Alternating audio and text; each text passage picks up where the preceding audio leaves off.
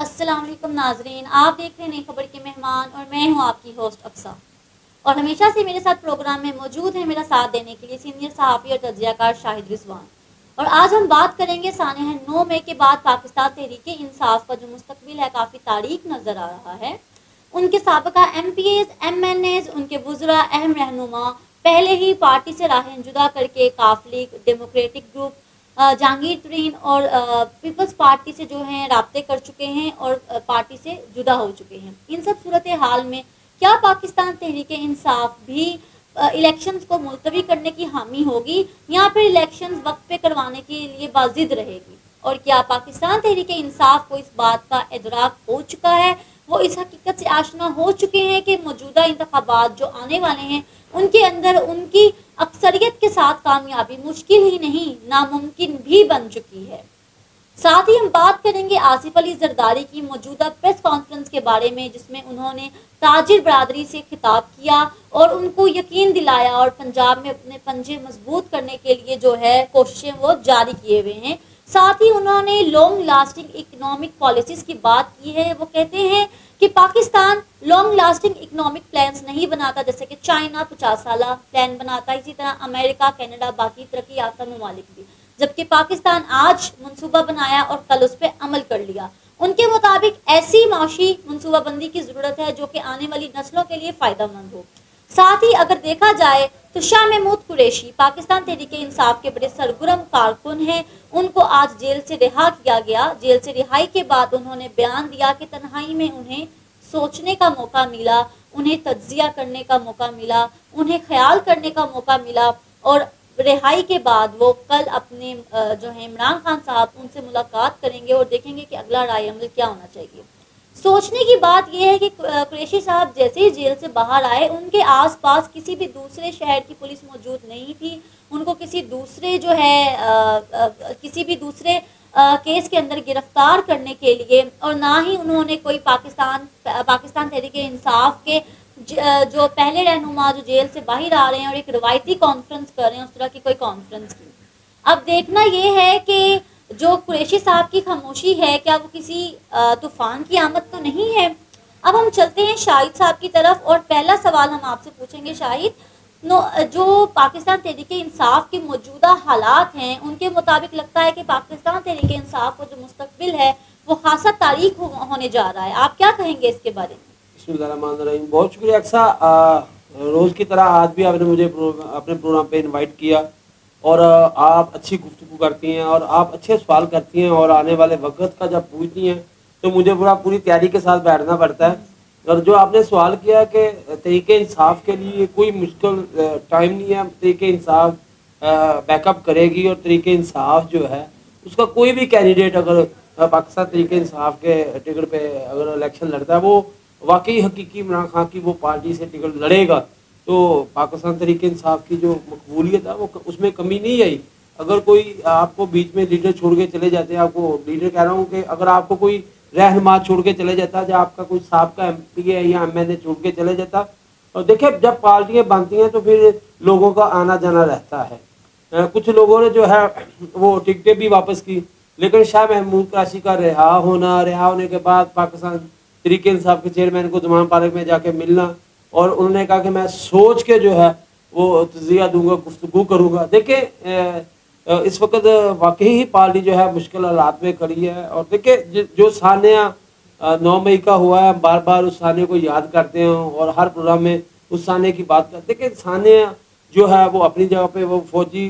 عدالتوں کے تحت جو ان پہ مقدمات چلیں گے، ان کی جو ہے وہ وہاں پہ ان کی جو ہے اس کیس کی سنوائی ہوگی، اور سزائیں جو ہیں جنہوں نے جو جرم کیا ہے ان کو وہ ملے گا۔ بہرحال پاکستان تحریک انصاف کا ووٹ بینک جو ہے اسی طرح مضبوط ہے۔ جس طرح بہرحال سے عمران خان صاحب بہت ڈٹرمنیشن کے ساتھ کھڑے ہیں، وہ کہتے ہیں کوئی جاتا ہے جائے، کوئی آتا ہے آئے، مگر میں اپنے مقصد سے نہیں ہلوں گا، تو جس سے جو ہے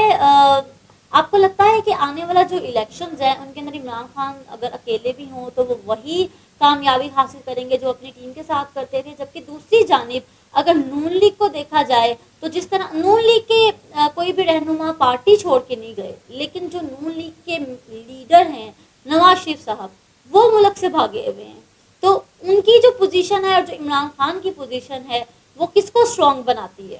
دیکھیں عمران خان صاحب کا ایک تو موقع بڑا واضح ہے کہ میں ملک چھوڑ کے نہیں جاؤں گا چاہے کچھ بھی ہو جائے، یہ بہت اچھی بات ہے، یہ بہت بہت خوش آئینی بات ہے کہ دیکھیں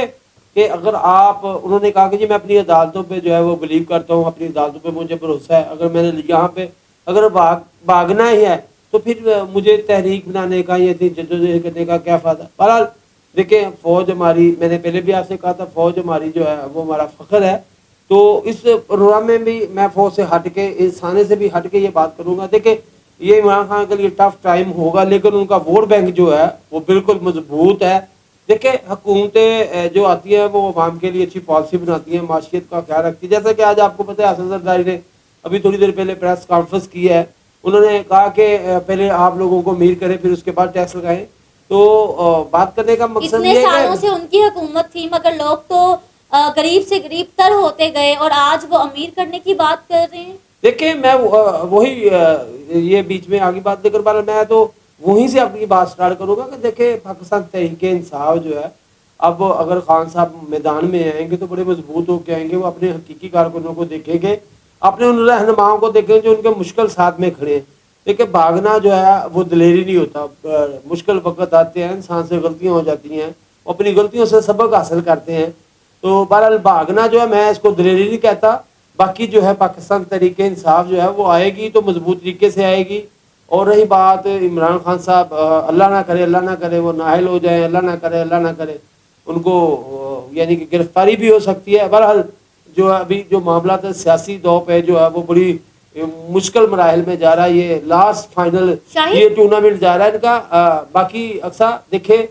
کہ میں آپ سے بات مکمل کر لوں، بات کرنے کا مقصد یہ ہم جب بیٹھ کے سیاسی صورتحال پہ بات کرتے ہیں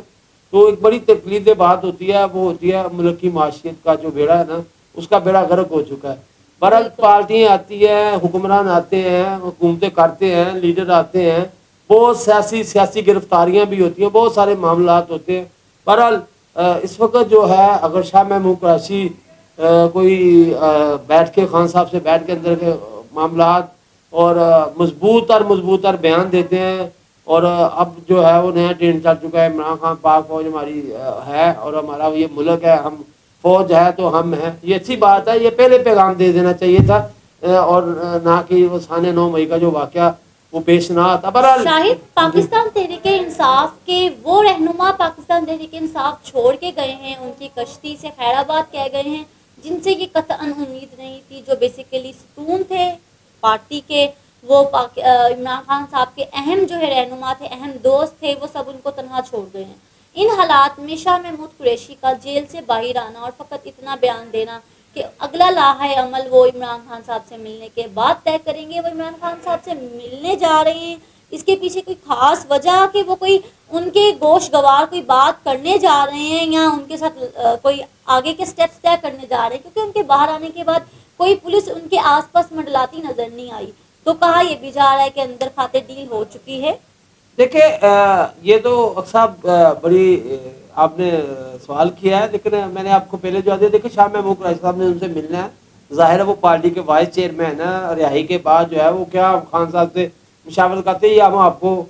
کل بڑی بریکنگ دیں گے، آپ ٹینشن نہ لیں، لیکن بتائیں گے آپ کا آنے والا اندازہ وقت جو کیا ہوگا، کہتا وہ ہے؟ آنے والا وقت جو ہوگا، میں نے آپ سے پہلے کہا کہ یہ فائنل راؤنڈ جا رہا ہے اور یہ فائنل راؤنڈ انشاءاللہ جلد آپ کو ختم ہوتا ہوا نظر آئے گا۔ آپ دیکھیں کہ میں نے آپ سے پہلے بھی کہا تھا کہ ملک کو برہانوں سے نکالنے کا واحد جو حل ہے وہ الیکشن ہے، اور یہ میں آپ کو ایک بات واضح بات بتا دوں کہ جب شاہ محمود قریشی صاحب ملیں گے اور کچھ دن وہ چپ رہیں گے، ٹھیک ہے، فائنل راؤنڈ ہونے جا رہا ہے، اور اس فائنل راؤنڈ میں جو ہے بہت ساری کھاڑ وچاڑ ہوگی، سیاسی دنگل جو ہے بڑی اب سپیڈ سے گزرے گی۔ باقی رہی بات اب آصف علی زرداری صاحب بھی میدان میں آ گئے، انہوں نے بھی پنجاب میں ڈیرے ڈال دیے، تو اب ان کے بینرز بھی پنجاب میں دیکھے جا رہے ہیں جس کے اوپر ان کو نیلسن منڈیلا سے تشبیہ دی جا رہی ہے، آپ کو وہ کیا لگتی ہے پاکستان کے نیلسن دیکھیں منڈیلا؟ میں اس پہ کوئی کمنٹس نہیں کروں گا، نہ کوئی بات کروں گا۔ بہرحال یہ دیکھیں میں آپ کو ایک بات بتاؤں کہ انہوں نے بھی حکومت کی ہے، پاکستان پیپلز پارٹی کی حکومت کی ہے، جیلوں میں جانا بہادری ہے، جیلوں میں جاتے ہیں، ہم جیسے بھی لوگ جاتے ہیں، ہر جاتا ہے بندہ، لیکن مسئلہ یہ ہے کہ جب آپ برسر اقتدار ہوتے ہیں اس وقت بیٹھ کے یہ بات کرے نا کہ ہم نے لوگوں کو پہلے امیر کرنا ہے, پھر اس کے بعد جو میں نے آپ سے کہا تھا لیکچر قریب آنے والے ہیں, ابھی دیکھنا بڑی بڑی باتیں ہوگی, بڑی بڑی دل کو چھو دینے والی گفتگو ہوگی. وہ ایسی کون سی اکنامک پالیسیز بنانے جا رہے ہیں جو وہ اپنے پہلے دور حکومتوں میں نہیں بنا سکے. دیکھا جائے تو پاکستان کی آدھی جو صدی ہے, اگر آدھی صدی دیکھی جائے تو وہ پیپلز پارٹی ہی نے راج کیا ہے, اور